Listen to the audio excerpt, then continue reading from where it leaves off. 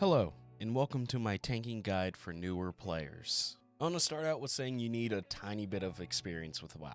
You can't go in all willy-nilly, make your new character go right in. I mean, you could if you want, but it's going to be a bad time. But if you put time into learning your rotations and learning what your abilities do, you'll be just fine. Now, a big part of tanking is keeping aggro and mitigating damage on your character. And holding aggro is more important than doing your damage abilities, because if you don't hold aggro, you could wipe your entire team. And as a tank, you're not trying to do as much damage as possible, but instead you're trying to take all of the damage from everything so that your DPS players do the damage for you. Now, I know it's easy to grab multiple enemies as you're tanking and to get aggro, but it's also really easy to grab too many. So in the beginning, grab as many enemies as you feel comfortable with, but eventually you'll know how to mitigate that damage and you'll be able to grab as many as you want as long as your healer's mana is up. Having a good healer is just as important as having your abilities down to a science. Having a good healer will make the worst tank a good tank. Now, there are some abilities for tanking that you should always just use as soon as it's off of cooldown.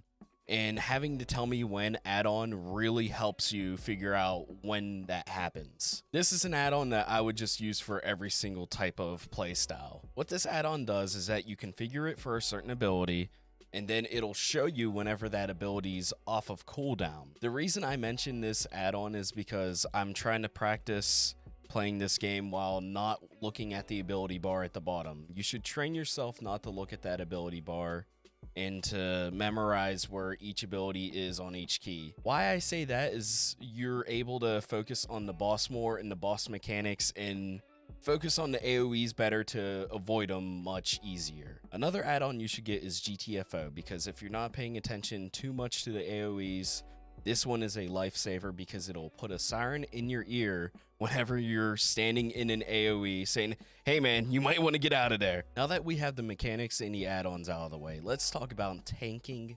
dungeons. Tanking dungeons in LFR is the best way you'll learn how to tank in WoW. They're super easy to run through and you shouldn't have to worry about too many mechanics, so it's very noob friendly. Now, some would recommend that you need to run the dungeon once or twice to get the lay of the land before you start to tank it, but I don't believe you need to do that, because if you go in as a tank and just tell the other people you're new to tanking, they're usually understanding. Now, another very important thing to do whenever you're first starting to tank is to pull up your map.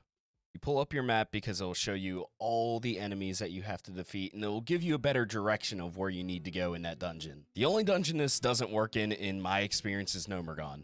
I hate Nomergon. This is one of the most confusing dungeons, and I can't tell you how many times I've got lost in this dungeon just to have my mage just guide me through it. This is the one dungeon that if you're new, you're definitely going to need a guide for. And if your first dungeon you tank is Nomergon, I am so sorry. And just remember that not every dungeon is Nomergon. Alright, now let's get to the end game, where you're going to be learning Mythic Plus dungeons. They're much more difficult than LFR dungeons, and they're timed. I would look up a guide for this because you could fail the instance if you don't complete it in time. But definitely pay attention to the mechanics and learn them, and then you'll do just fine with the knowledge you learned leveling up your tank. But be careful starting out Mythic Plus, because they get very hard at the higher levels. Now I want to talk about the different classes with tank roles and just my thoughts on them. The classes with the tank roles include the Warrior, Paladin, Monk, Druid, Demon Hunter, and Death Knight. Now we're going to start with the Warrior. They're your hardy class with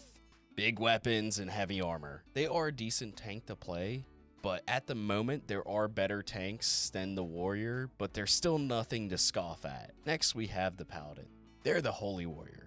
That's very boring to play because all you hit's 3 buttons. No, but really, they are a very good tank to pick up and learn on if you're first starting to tank, because of how simple it is to play them. Don't let me saying that they're too simple to play scare you away from playing them, but I know if I would play it, I would probably go crazy. Now we have the Brewmaster Monk. They're very involved, and very fun to play. They're very complex and you'll actually have to learn how to play them and how their damage mitigation works before you can actually be effective as playing one. So I wouldn't recommend this as your first tank to play. Now we have the Druid tank, or the Bear tank some may say.